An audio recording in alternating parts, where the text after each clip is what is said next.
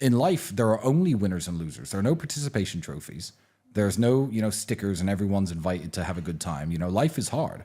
And everyone in life is actually trying to play the same game. If you're a sportsman, you like racquetball, I've heard, for example. Yeah. There's a small pool of people who play racquetball, and you have to compete within that pool to be the best, and maybe you become the world champion. There's a small pool of people who compete at kickboxing, professional soccer, and the bigger the pool is, the more difficult it is. Well, life is the only game where every single one of us, 8.1 billion people, is trying to play the exact same game. And the same game is, there's only so much money in the world. There's only so many resources. There's only so much happiness. I'm going to try to provide for my family as best as I can. And whether people say money's not important or is important, everyone's part of this game. So winning is very difficult. I did 6 months in the McDonald's drive-thru. I worked 3 years in a pret-a-manger store in Luton Airport making sandwiches. And it's those jobs, the real selling your time for money hour by hour, that teaches you the value of things.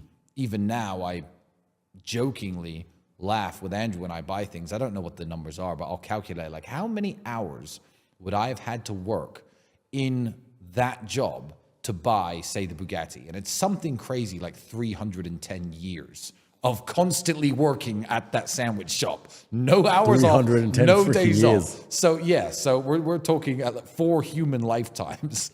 I've always given people a hard time who claim they don't have time to be in shape. If they're big and fat and they're like, oh, I don't have time to go to the gym. First of all, everyone has time enough to eat less because it actually requires less time. So that's a cop-out as it is.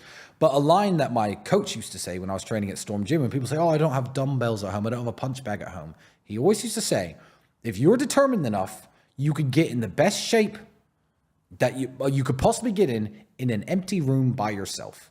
And when I was in jail, that came back to me in my mind. I was just like, well, I can get in amazing shape in an empty room by myself. How determined are you? It's not fun down on that dirty floor doing those push-ups with roaches crawling by your face as you're going down and up. It's not fun, doing sit-ups with a towel on your back on a concrete floor instead of a mat. It isn't fun sitting there doing squats, looking at the TV, sweating and then having to take one of those horrible showers. But you have to do what you have to do. Almost every single stat you have in life, you never stagnate. You're always deteriorating. You never get fit enough to think, okay, that's it. And if you stop training, you stay the same. If you're not growing, you're shrinking. Everything is always deteriorating. You forget things day to day if you don't top your knowledge up. It all deteriorates if you don't work on it. So you have to keep that in mind, because any kind of complacency, any kind of laziness, it's going to come back and bite you. Imagine you're on a sailing boat. There's 10 of you. 10 of you are on a sailing boat, miles and miles from any land from the shore. And the boat springs a leak. The boat starts to sink. It does sink. And there's 10 of you in the water, right?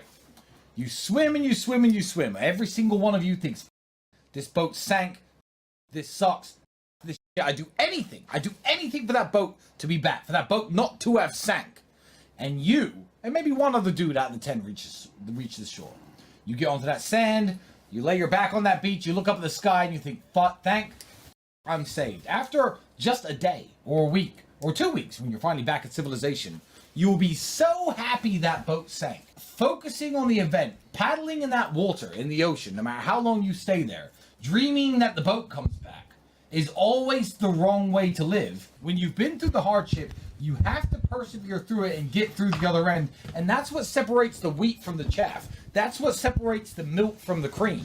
So you can, like my brother said, go through hardship, let it break you, let it destroy you, let yourself fall into some mediocre life that you don't like and you don't love, and you lose your passion and you lose your fire, and that's fine, because that's what's going to happen to most people who go through hard experiences.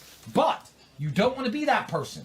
You want to be the small percentage, because not everyone listening is going to go through hard shit and make it through. Yeah. You want to be that small percentage that does make it through, that goes through the hardship and laughs about it, smiles about it. Many people now watching this, the 30,000 watching live and the millions who will watch this, I'm sure, in the coming days and weeks and months, will be like, oh no, but with me, well, right now I'm going through this. Good.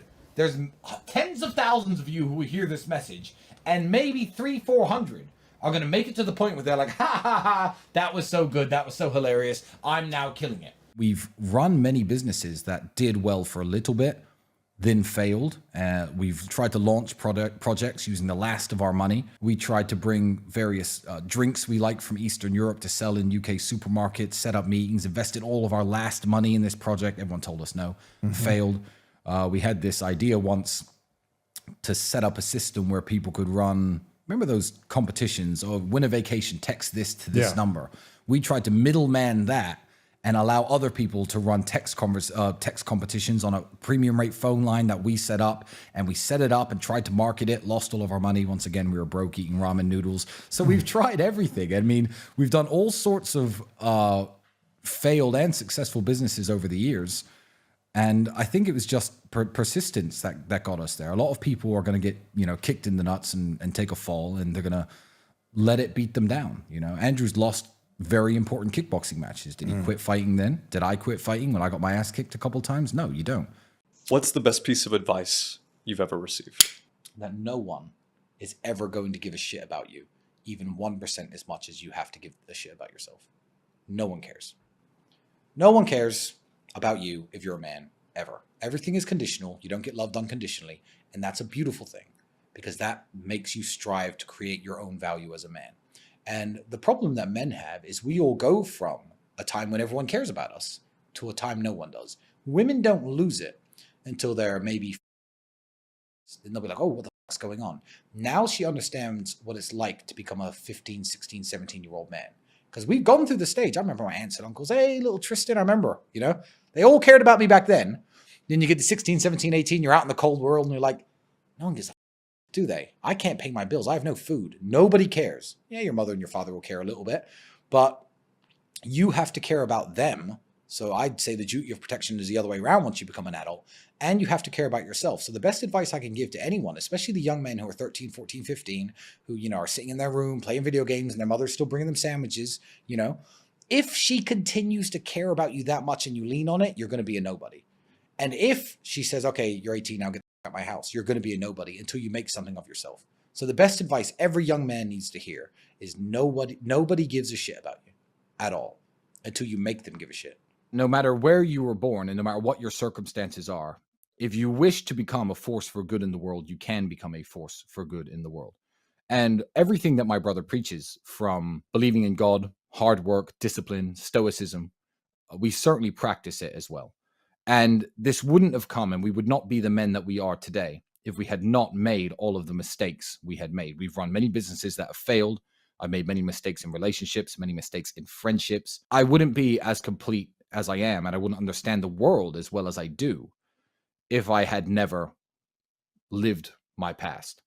I don't know where you're watching this video, but it might not be around forever. The Matrix may take it down. However, up here, there's a link to my Telegram channel. Please click it. All the daily Tristan Tate content is going to be posted there, and that channel isn't going anywhere.